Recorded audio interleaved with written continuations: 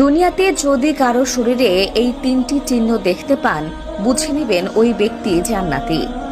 জান্নাতি ব্যক্তিদের শরীরে দুনিয়াতেই তিনটি চিহ্ন ফুটে ওঠে এবং এই তিনটি চিহ্ন যদি আপনার অথবা কোনো ব্যক্তির শরীরে দেখতে পান, বুঝবেন ওই ব্যক্তির জন্য অপেক্ষা করছে চিরশান্তির স্থান জান্নাত।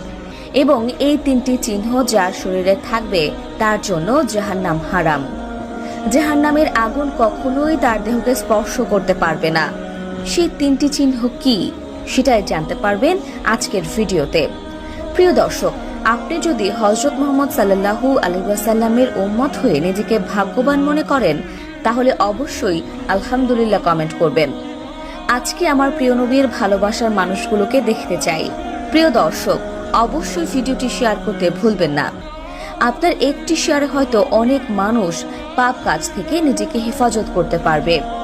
প্রিয় নবী বলেছেন, যে ব্যক্তি আমার হাদিস শুনে অন্যকে শেয়ার করলো, তার জন্য কিয়ামতের দিন আমার সুপারিশ ওয়াজিব হবে।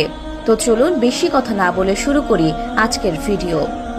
পৃথিবীতে কিছু সংগঠিত হওয়ার আগে যেমন কিছু আলামত দেখা যায়, কোনো ভালো কিছু ঘটার আগে যেমন লক্ষণ দেখা যায়, ঠিক তেমনি জান্নাতি ব্যক্তিদের মৃত্যুর আগে শরীরে তিনটি চিহ্ন বা লক্ষণ ফুটে ওঠে, যা দেখলে বুঝতে হবে ব্যক্তিটি সরাসরি জান্নাতি। মুসলিম হিসেবে আমাদের সকলেরই একটাই ইচ্ছা, জান্নাতে প্রবেশ করা।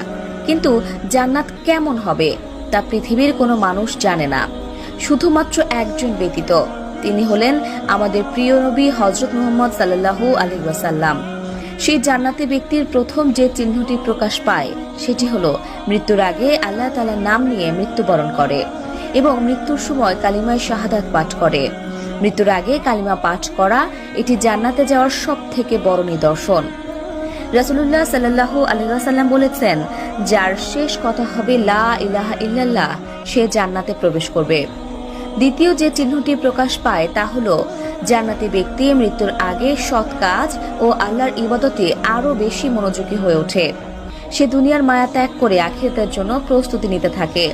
তার অন্তরে পাপের প্রতি ঘৃণা তৈরি হয় এবং নেক আমলের প্রতি ভালোবাসা বাড়ে।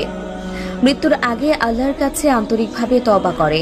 সে তার পাপের জন্য আল্লাহর কাছে ক্ষমা প্রার্থনা করে এবং তার দিকে ফিরে আসে। 3 নম্বরের যে চিহ্নটি প্রকাশ পায় তা হলো মৃত্যুর আগে মুখে হাসি থাকা।